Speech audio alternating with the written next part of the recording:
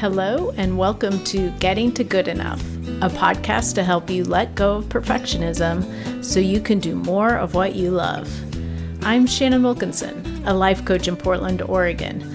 I'm a recovering perfectionist who's getting better at good enough. And I'm Janine Adams, a certified professional organizer in St. Louis, Missouri, and I'm lucky enough to be naturally good at good enough. And today we are talking about productivity blocks. Hey,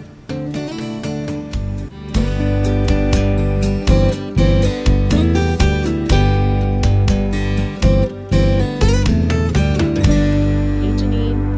Hey, Shannon. How you doing? I'm great. How are you? I'm good too. Nice.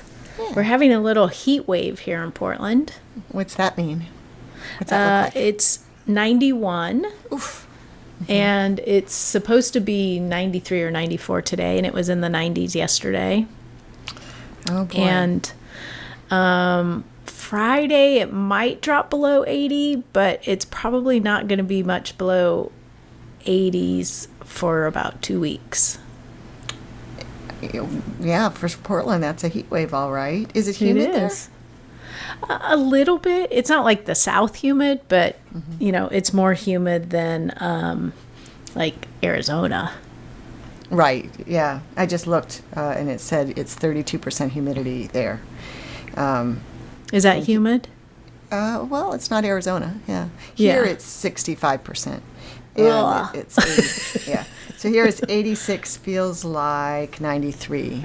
And over the weekend it was just like 93, feels like 110. It was horrible. Gosh. And then we've had storms and stuff. We're going to have storms all week. Good times. Oh, nice. Yeah, it's nothing like that. I'm glad you have air conditioning. Yes, we do have air conditioning, but it's not the norm here. Right. I mean, I remember that you didn't. I remember staying with you in the past, I think, when you haven't had it. Other houses. Yeah. We. I didn't have central air until this house, and the last house I lived in had it. Right. But I spent my entire childhood and most of my adult life not having air conditioning. And every summer I've known you, it's gotten over 90 in Portland, just not for extended periods of time. Yeah, so historically we have 10 days a year that get over 90 degrees on average, except for the last, at least 3 or 4 years, we've been getting more like 20 days over 90. Wow. And I think last year, I'd have to look to be sure, but it was something, I think we hit a new record last year of days over 90 degrees, and it was 28 or something like that. Wow. Yeah. Wow. That's a bummer. Yeah, so it's definitely getting warmer here, and we are so glad we put in the AC a few years ago. Absolutely. That was a good move. Yes. Yeah, we were in our house 1 year without AC and then put it in. And, that would be so miserable there. Yeah, it was. And we had a window unit. And we've had to replace the whole system once in those 3 decades. So we're in a fairly new system now. Yeah. Oh, that's good. It's keeping up. Yeah, thank goodness. Yeah. Well, today we are talking about productivity blocks, and, excessive heat can be one, but that's not what we're talking about. Right. I was going to say, let's stop procrastinating about talking about procrastination and get started here. Let's quit putting it off. That's right.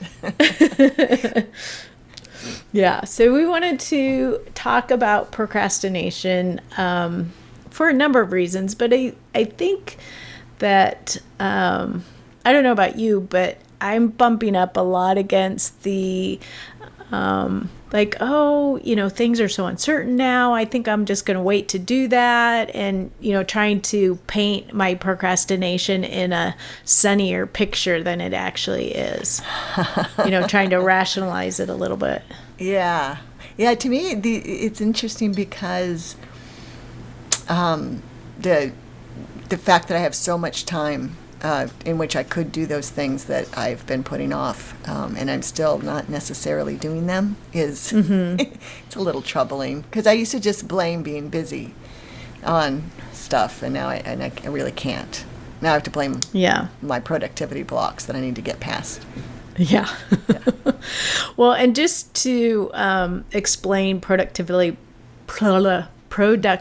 blocks a little bit, through my years as a coach, I've done a lot of reading on procrastination, and I came across a research paper that breaks productivity or procrastination down, I guess also alternatively productivity, into an equation that basically found you can sort of plug these numbers for these different things into an equation to identify your likelihood of procrastinating on something. And the 4 things are, I've renamed them because they were researchy names, but they're confidence, reward, focus, and enjoyment. And it turns out that for most people, they tend to have one of those things show up whenever they're procrastinating. So they might lack confidence that they can do the thing that they're procrastinating on, and that's stopping them from doing it. Yes. For example. Yes. Or they don't see that they're going to get any reward for completing the task. They have difficulty focusing. They're easily distracted, or the task doesn't seem like it's going to be enjoyable. Right. And I would imagine, many people have experience all these productivity blocks, but that there's a primary one among them that is the driver in the driver's seat. Is that right? Yes, that is how it tends to be, is that, people tend to have the same block showing up over and over again. And, certainly with different tasks, you might have a different block than normal. But generally speaking, how you procrastinate on one thing is probably how you procrastinate on most things. Oh, interesting. And how does one go about figuring out which is their block? Well, I have a very short little quiz. It's just six questions on my website at shannonwilkinson.com, and we'll of course link to that in the show notes. But you can just take this quiz and it tells you which is your primary productivity block. Excellent. And it gives you some guidance on how to deal with that, right? Or how yes. to work with that. Yeah. So then after you take that quiz and you identify your block, then you get a little workbook to help you work through some strategies of how to overcome that block. And then there's also, now I don't know how recently you've taken it, Janine, but I've set up some follow-up information for each productivity block so that people can get even more information than is in the workbook. So they get like an email from you with some follow-up? Oh, yeah. No, I think I need to go take it again so I can get a follow-up. But I do very well remember that my block was enjoyment. Yes. That I drag my feet doing things I don't think is going to be fun, and I frankly find it a little hard to believe that not everybody is like that. Because it seems like perfectly normal and natural to me. Why would I want to do stuff I'm not going to enjoy? Right. Yeah. But I will take it again, and this is free, right? You haven't started charging for it. No, it's free. Yeah, good. It's all free. Excellent. It's all free. It again. And I highly encourage people. In the emails, I suggest people let me know what tasks they've been procrastinating on, and how they're working through the different techniques. And I mean it. Like if anyone takes the quiz and is really, putting these techniques to work, I want to know how it's going for you. And if I can help in any way, just send me an email. All you have to do is reply to the email I send you. And And I will help however I can. That's a great offer. I mean, I know that over our 20 years of friendship, I have asked you for help on any number of things, and it's always really valuable. So that's excellent. I remember that when I followed some of the guidelines in the workbook, I found it really beneficial, although I can't even tell you what they were right now. But I have a little thing I'm procrastinating on, which is starting to write some more of my genealogy guides. And I think that I will take the quiz and see if I can get that going. I did last week get a brainstorm session of topics, so that was a big step. But I haven't actually put pen to paper, so to speak. So I'm gonna test this out. Oh, good! I can't wait to hear. Maybe we can. Because we won't be publishing this episode for a bit, maybe we can put in the show notes how well it went for you. Oh, yeah. And hey, as a former writer, I was going to say as a reformed writer, which is not what I meant. As a former freelance writer, I always need a deadline. So actually, that could really help me if I can actually write one of these guides by the time this is posted and actually publish it, then I could put a link to it in the show notes. Ooh, yeah. That's enticing. It is. I think this is getting published really soon, though. Isn't it like next week? No, 2 weeks. 2 weeks. Oh, maybe. Yeah, I can do that. Oh, you can totally do that. Yeah, absolutely. Okay, cool. Thank you. You're a reformed writer. That's right. I am a reformed procrastinator. I really feel, because when I was a writer, oh my gosh, I procrastinated like nobody's business. But I don't typically do that so much now, although on writing projects I do. That's funny, isn't it? Yeah. Well, so do you want a little sneak preview of... Yes. Because truthfully, I don't remember what's exactly in the guide, but I know how I would coach you on this. Well, and particularly since I know that your block tends to be enjoyment. Right. Yeah. I'd love that. Yeah. So when you consider writing the, what do you call it? Your guide. Genealogy guide. I call it orderly roots guides, they're called. Okay. So when you think about writing the guide now, how does that feel? Tell me what comes to mind when you think about writing the guide. Like the first thing. Well, I got my little negative feeling in my stomach, the first thing. And mostly I think there's a little concern it might feel like drudgery. The writing. Yeah. So you are afraid it's going to feel like drudgery. Yes. And I just think that's really interesting because I can tell you were just telling me that. And it's the opposite of enjoyment. It sure is. Like, I don't even think you realized that when you said it. Yeah. Well, you're right. I wasn't thinking about that. Yeah. But it appears to be true that enjoyment is my productivity block, right? Yep. Well, so I want you to go out 2 weeks from now and you are done writing this guide. And how's that? It's great. I'm smiling and I have my little happy feeling in my chest. You've coached me so much. I know my body signals. Right. Yeah, I feel like lighter. I'm sitting up taller and I have a smile on my face.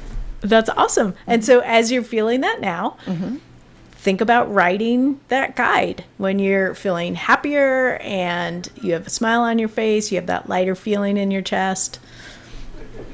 It definitely feels more, less like drudgery, more doable. Yeah. More like something that I can just do instead of dragging my feet. That's awesome. So that's just a little taste of how to kind of bring your unconscious mind into the picture and attach that enjoyable feeling, that or that feeling of enjoyment to the task, which is really helpful. And then you can also sort of more consciously and purposefully bring more enjoyment into the process. Like, do you need it to be quiet when you're writing, or would it be fun to listen to particular music? Like, I don't know, Hamilton. That's funny. Depends. It just depends on how hard the writing is. But probably I wouldn't listen to Hamilton, or maybe Beethoven. But I was just thinking as you were coming up with an example of a way I could make it more enjoyable, something did pop to mind, which is, or two things popped to mind. One is that until I start, when I'm in the outlining phase, as I did when I was brainstorming, I can use paper and pen and make it a particularly nice piece of paper and a particularly enjoyable pen or two, do it by hand, which can be more fun for me. And then the other thing I thought of is one thing that makes this less enjoyable is I'm doing it in Pages, and the template I have is kind of annoying. But I remembered that Pages has had an update recently, so maybe it will be less annoying, or maybe I can figure out a way to make it less annoying.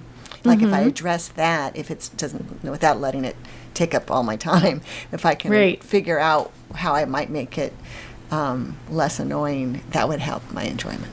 Yes. Yeah. Yes. And also, it probably just helps to remind yourself that even though it's annoying, you still can get it done. Right. Yes, exactly. I have 3 of them done. I mean, out there in the world.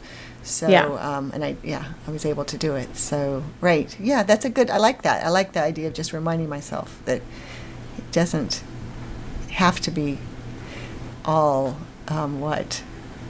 butterflies and unicorns? What's the expression? Yeah. Rainbows and unicorns. Yeah, that's it.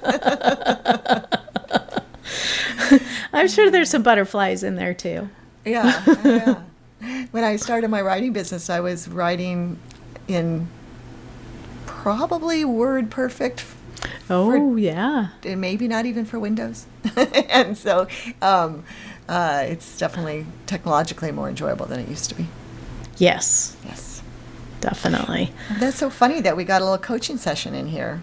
That's exciting. I literally am excited to start working on this. That's crazy. That's awesome.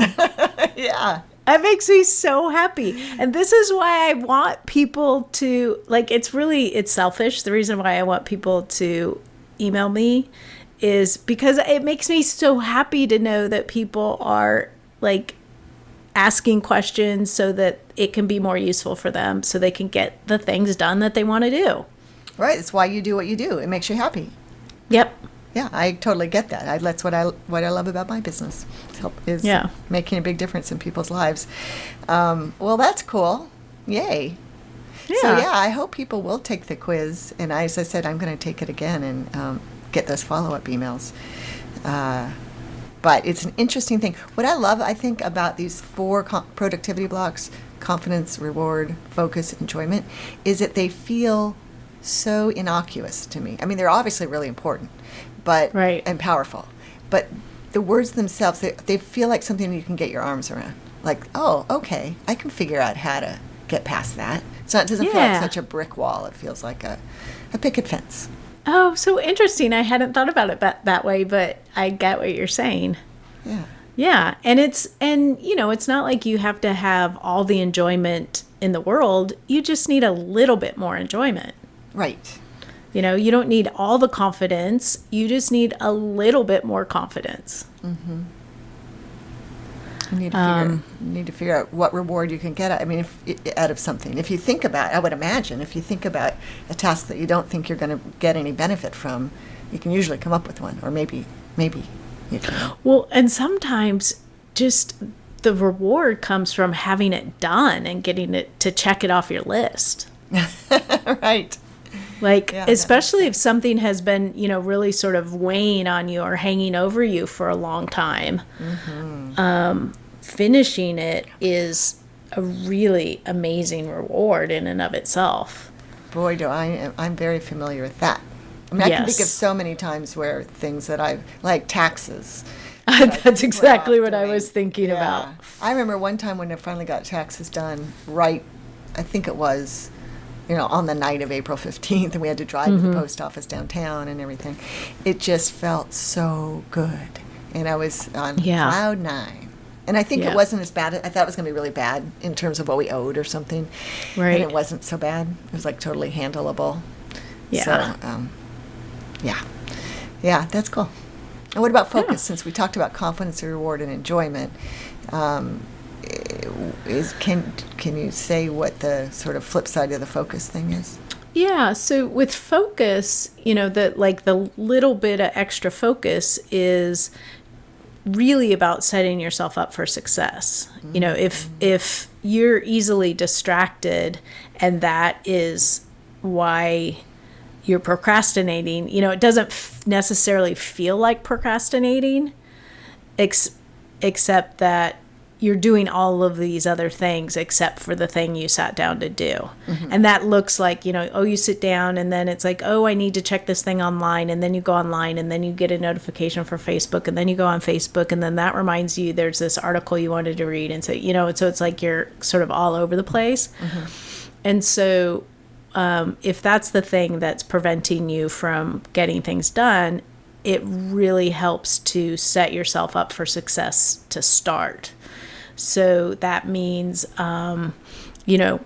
turning off all technology that you don't need. If you remember something, having a task list or just a note that you can write things down on so you don't worry about forgetting it. And creating as distraction-free an environment as you can. And one of the really great ways to do that is to set a timer.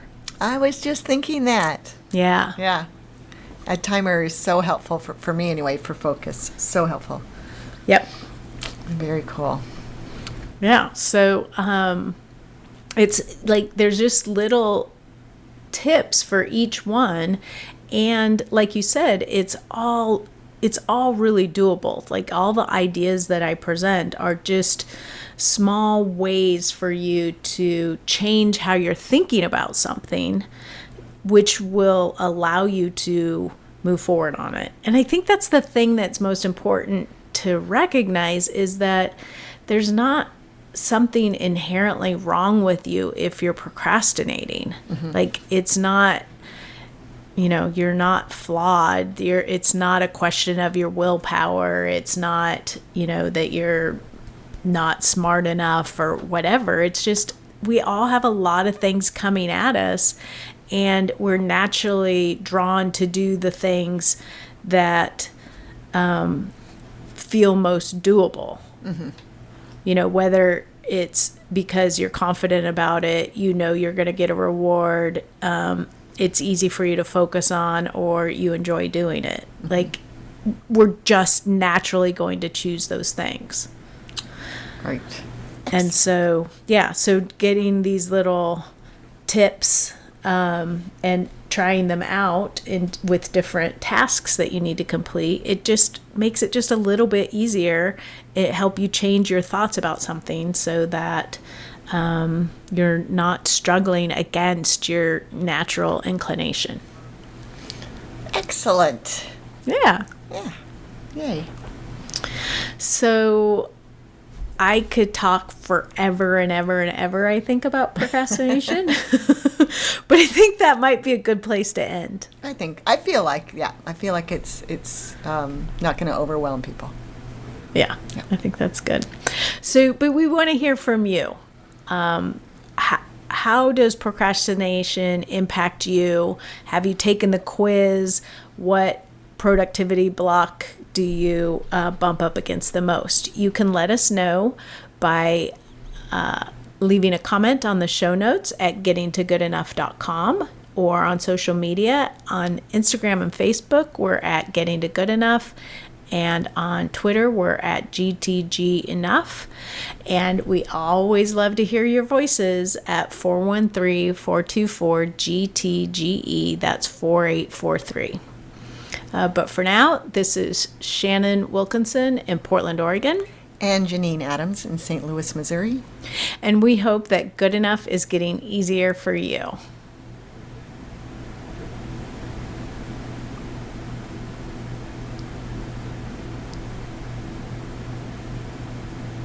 Are you really excited to go write your guide? I really am. I